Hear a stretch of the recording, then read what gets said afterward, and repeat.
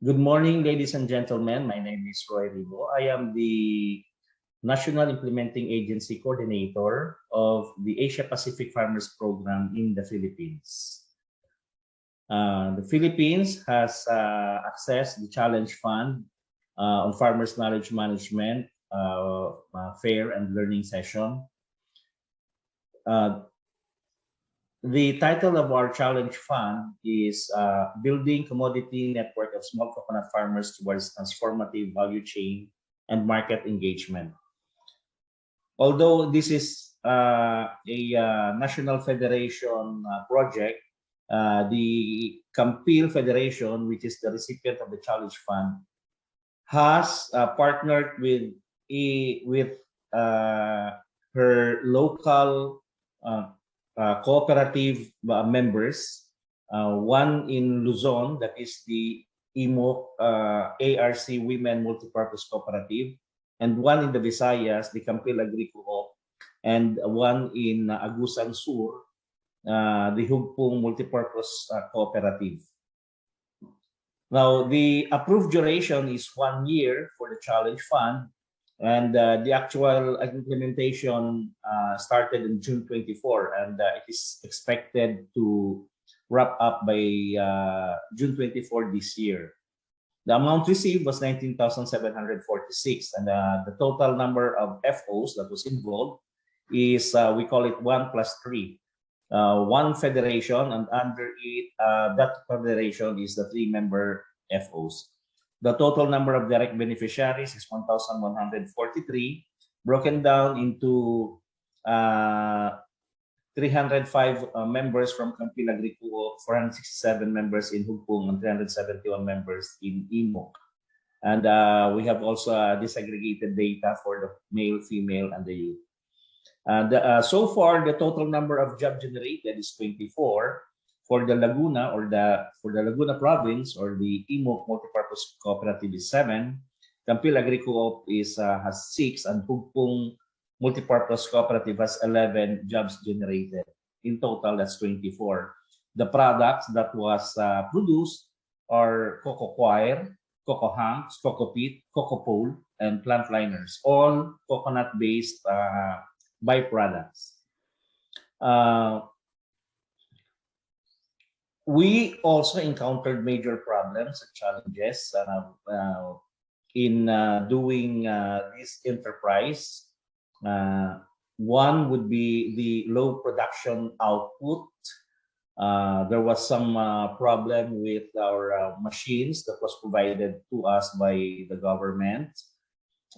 We cannot maximize the machine. Some have been bogged down for many years, and also we have problems also encountered on linkaging with the market in terms of the fibers and the cocoa peat, and the low prices of finished goods. So these are the problems that we encountered before we accessed, or before we have this Challenge Fund implemented. Now, for the status of implementation, for the strength of the FO and the enterprise, number 1, in all 3 areas, Luzon, Visayas, Mindanao, we have active board members, comprising basically of small coconut farmers, men and women. And we have also members with ample supply of raw materials, that is the coconut husk, because of the primary livelihood of our members are basically coconut. And we have dedicated finance staff and financial systems. But although we have those strengths, we also have the share of weaknesses in our enterprise. One is the low participation of members in the supply chain, and limited capacity in market linkaging. And then in terms of threats to the enterprise, one would be the relative high cost of production.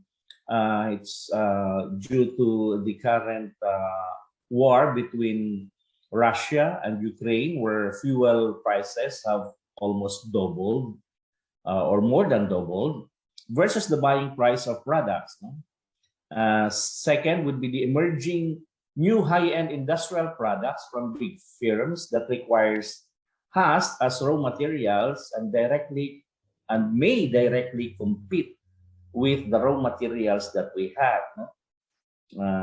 Then third would be the proposed lifting on the export ban of matured coconuts, no? Because we have an existing ban in exporting matured coconuts, but since last year, it has been going around different government agencies pushing for the lifting of this export ban.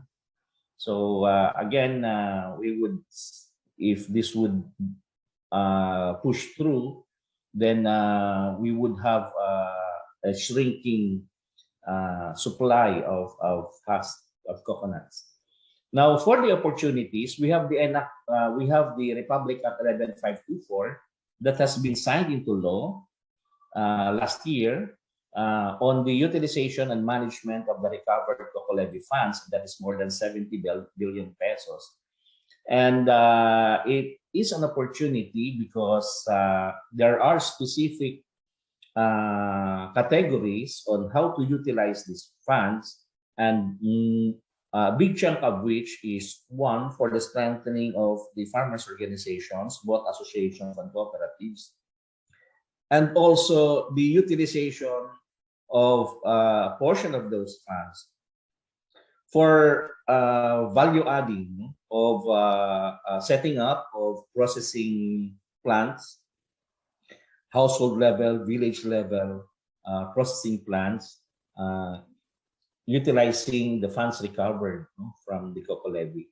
Then second, the appointment to the Philippine Coconut Authority. It is the highest policy agency board that is mandated to oversee, administer, manage, and regulate the coconut industry in the entire Philippines. Wherein one of the KAMMPIL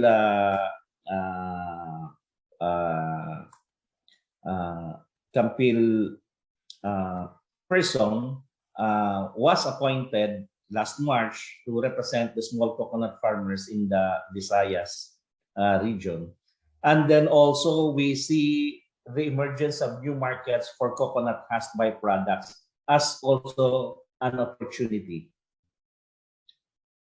Now, how many members were involved in the operations and what are the roles and the responsibilities? So we have the KAMMPIL Agricoop. We have 6 members that were directly involved in the operation, the machine operators, labor, and the supply personnel. Pugpung also has the same.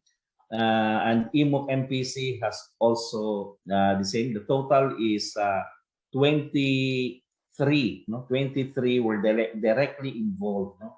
When we say directly involved, they are basically in the operations, receiving the nuts, ensuring the supply coming here. So those who are, we did not count as indirectly involved. Those who benefited because of the transportation coming here.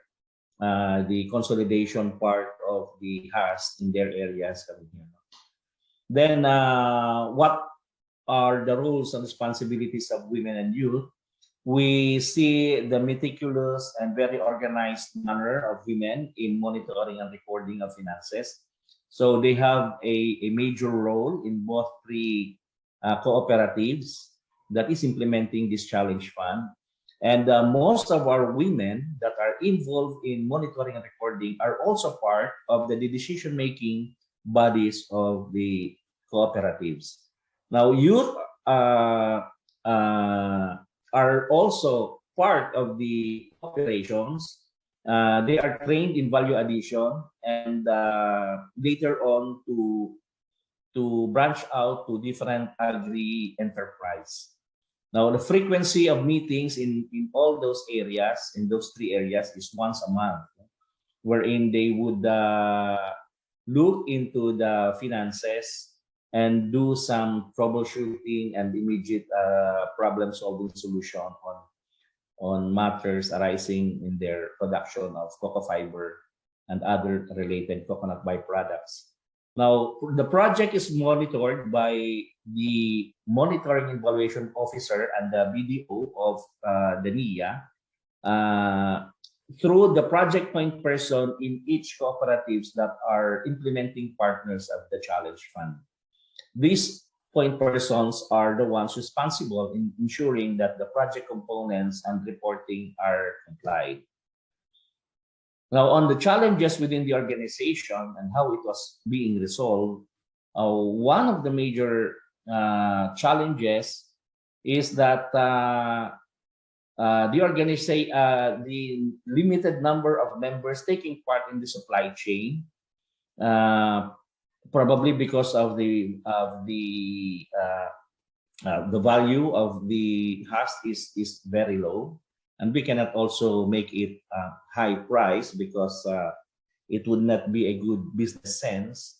But we'll just explain to them that this is an additional part of their income. So second would be the management systems that would ensure the smooth operation and continued operation of the cocoa fiber production and processing. And then also the dedicated and able personnel for market facilitation.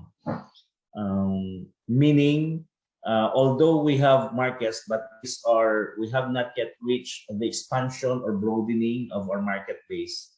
The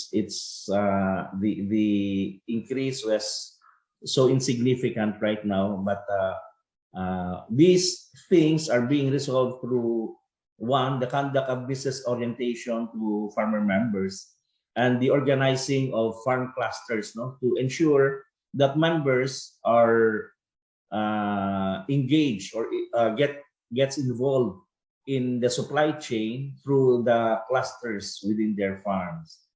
And for market facilitation, right now it is the board members of the cooperatives that are tasked to do the market scoping and scanning with institutional markets. Bear in mind that what we are producing here are the lowly coconut fiber into different added value like cocoa pole, the cocoa pots or the plant liners, and also the coconut hanks and the cocoa pits.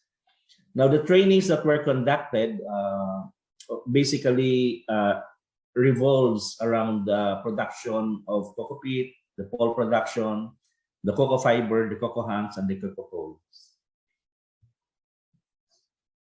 Now, again, the start date of the implementation is June 2021, and the operation process includes procurement and receiving of coconut husks from the farmers at the facility site and splitting the husk so that it won't choke the machines. So splitting and soaking of husk would be the next process, and then after which we feed it to the husk.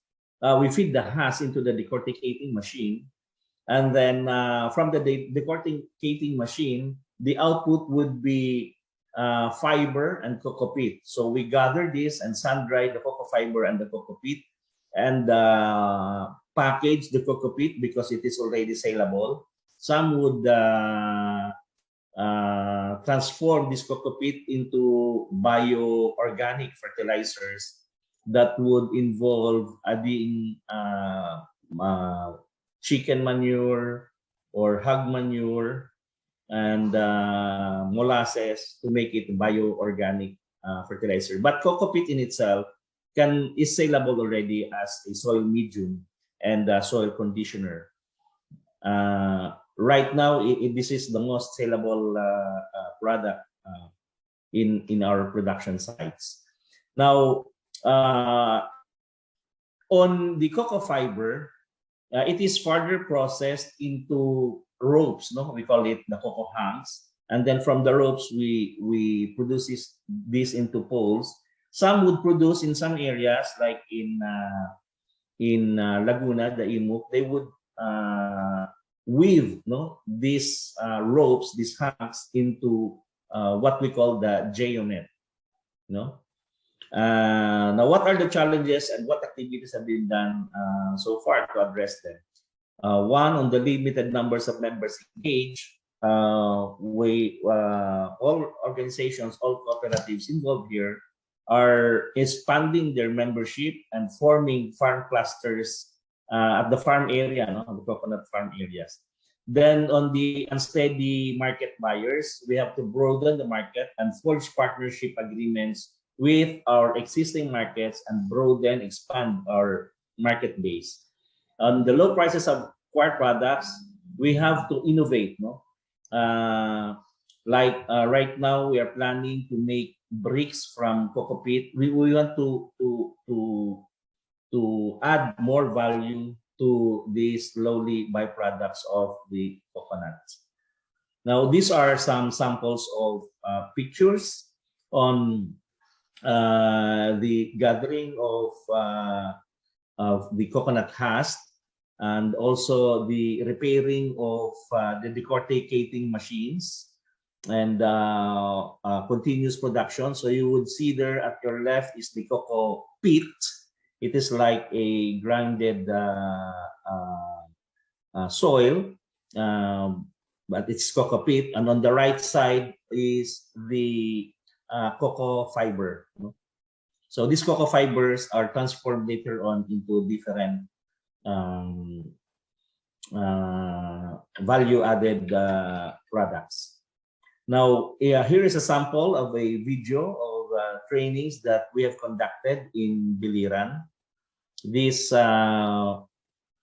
video involves the training of coconut farmers who are clustered into different supply chains, and we teach them how to put value addition to the coconut husk. This is just 1 minute and 30 seconds video.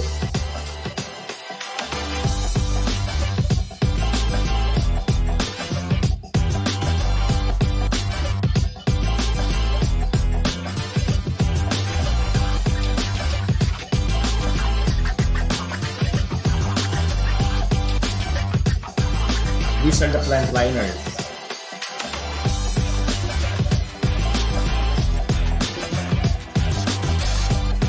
And these are the cocoa husks.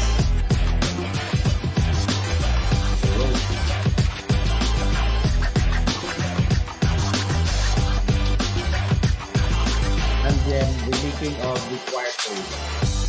That is, this quarto is used for aesthetics, for in big houses, in resorts. They use this for planting of orchids and other air plants.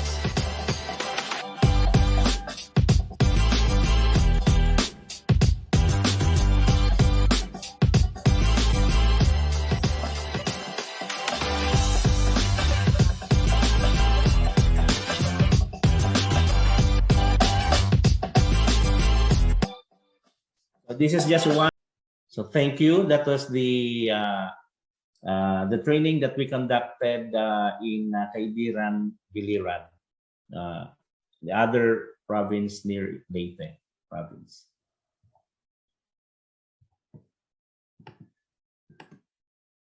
So we have also listed some markets. No, we involved in trade fairs.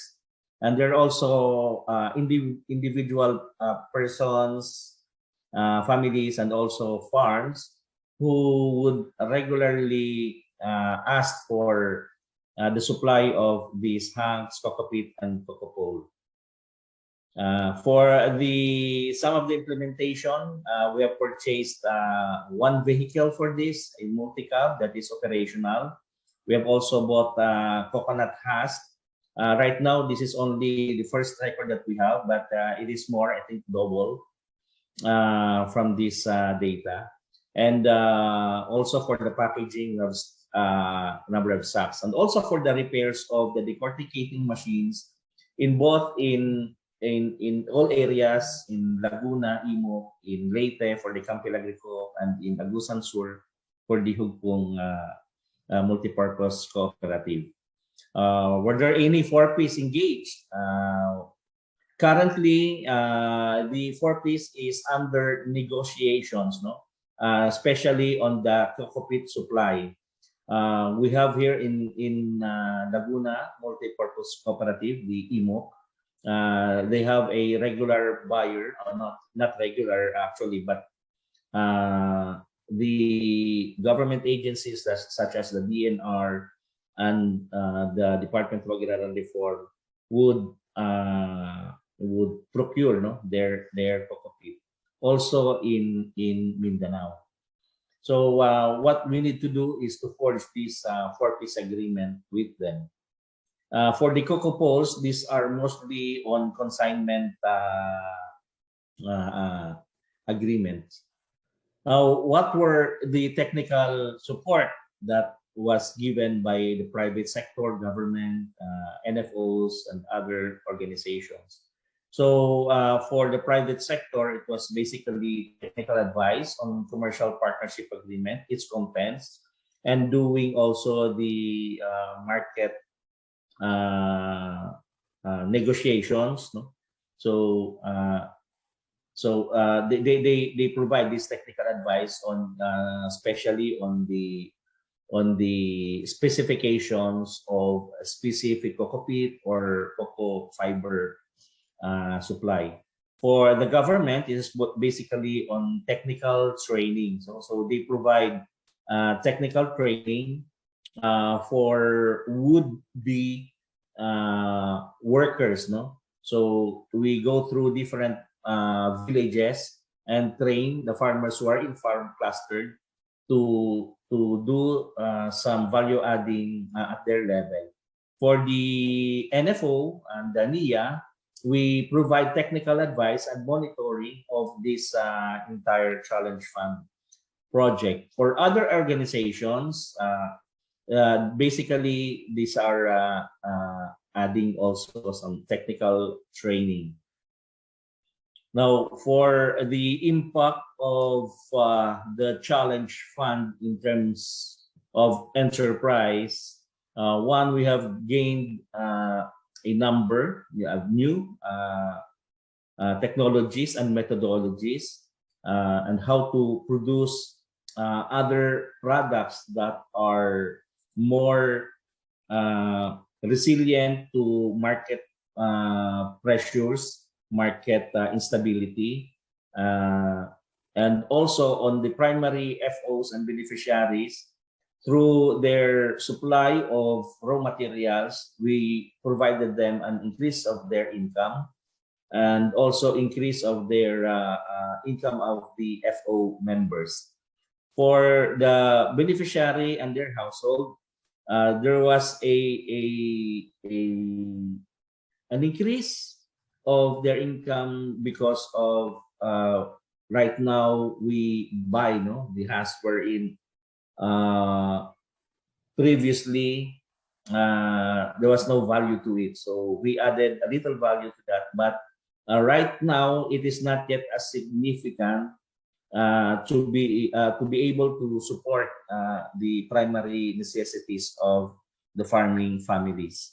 Now, on the increase in agricultural production, it is basically more on the increase of the value of this coconut husk, through value added techniques.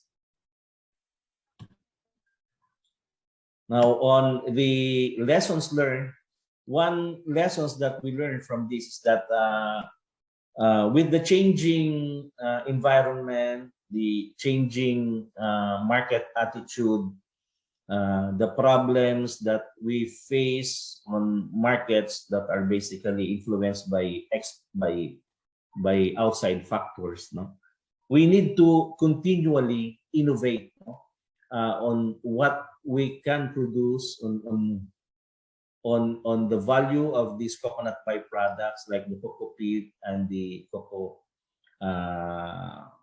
fiber that basically is geared towards what the market needs right now.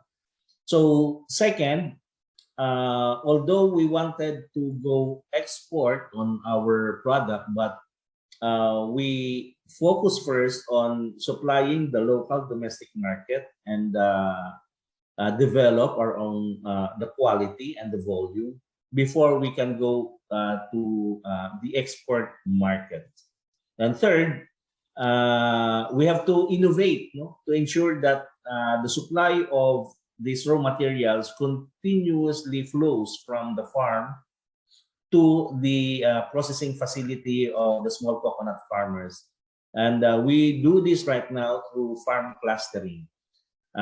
It is new for the coconut farmers because for a long time, the coconut farmers would only do farming individually. They would deal with market individually. Right now, we are organizing them to deal with the market in an organized manner. Now, fourth is the importance or the crucial role played by partnership in sustaining the enterprises, like the producers, public and private partnership is very crucial to sustain the enterprise. Then fifth is we really need to strengthen the farmers' organizations and the involvement of their members in the value chain and enterprise. So this sums up our Challenge Fund experience and impact and the lessons learned. So thank you very much for listening. Hope to have a more fruitful conversation on the enterprise being done by the small farmers in our country. Thank you very much.